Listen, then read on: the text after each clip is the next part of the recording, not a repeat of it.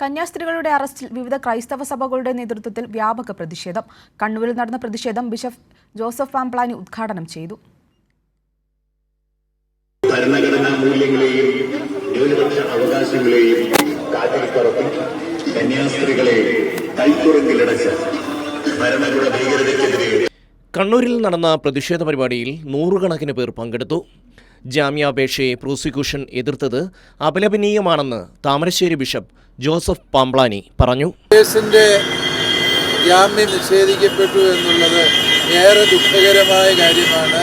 കേന്ദ്ര ആഭ്യന്തരമന്ത്രി ബഹുമാനപ്പെട്ട അമിത്ഷാ ഈ കാര്യത്തിൽ ഇടപെടുകയും സർക്കാർ ഹർജിയെ എതിർക്കുകയില്ല എന്ന് പറയുകയും ചെയ്തത് രാജ്യം മുഴുവനും വലിയ പ്രതീക്ഷയും ആശ്വാസവും പകർന്ന കാര്യമാണ്. പക്ഷേ കേന്ദ്ര ആഭ്യന്തരമന്ത്രിയുടെ വാക്കുകളെ പോലും കാറ്റിൽ പറത്തിക്കൊണ്ട് സംസ്ഥാന സർക്കാർ വളരെ നിഗൂഢമായ നീക്കത്തിലൂടെ ഈ ജാമ്യ ഹർജിയെ എതിർത്തത് അങ്ങേയറ്റം ദുഃഖകരവും അപലപനീയവുമാണ്. കോതമംഗലം രൂപതയുടെ പ്രതിഷേധ പരിപാടി തൊടുപുഴയിലാണ് നടന്നത്. തൊടുപുഴ ഗാന്ധി സ്ക്വയറിൽ നിന്നാരംഭിച്ച പ്രതിഷേധ റാലി കോതമംഗലം രൂപതാ മെത്രാൻ മാർ ജോർജ് മടത്തിക്കണ്ടത്തിൽ ഉദ്ഘാടനം ചെയ്തു. അശരണരെ സഹായിക്കുന്ന ആളുകളെയാണ് തടവിൽ വച്ചിരിക്കുന്നതെന്നും തിന്മയുടെ ശക്തികൾ അധികനാൾ നിലനിൽക്കില്ല എന്നും അദ്ദേഹം പറഞ്ഞു. ഈ പരിഹാര പ്രദർശനം എന്ന് പറയാൻ വേണമെങ്കിൽ പ്രതിഷേധമല്ലത്, പരിഹാര പ്രദർശനമാണ്. നാട്ടിൽ തിന്മയുടെ ശക്തികൾ ഇവിടെ പ്രബലപ്പെടുമ്പോൾ അതിന് പരിഹാരമായിട്ട് നാം ഒരുമിച്ച് വന്ന് ദൈവത്തോട് പ്രാർത്ഥിക്കുന്നു. കൊല്ലത്തും വിവിധ ക്രൈസ്തവ സഭകളുടെ നേതൃത്വത്തിൽ പ്രതിഷേധ യോഗം ചേർന്നു.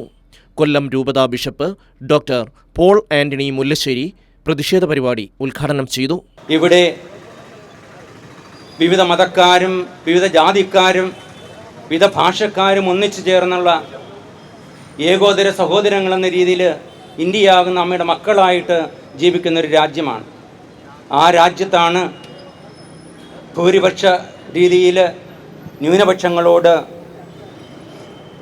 എതിർപ്പ് കാണിച്ചുകൊണ്ട്, എന്നാൽ കപടമായിട്ട് ആ എതിർപ്പില്ല എന്ന രീതിയിൽ പല സ്ഥലങ്ങളിലും കയറിയിറങ്ങി പ്രചരണം നടത്തുകയും, എന്നാൽ ന്യൂനപക്ഷങ്ങൾക്കെതിരെയുള്ള വിവിധ വകുപ്പുകൾ പല വിധത്തിൽ നമ്മുടെ നടപടികളിൽ കൊണ്ടുവരികയും ചെയ്യുന്നത് തികച്ചും അപലപനീയമാണ്.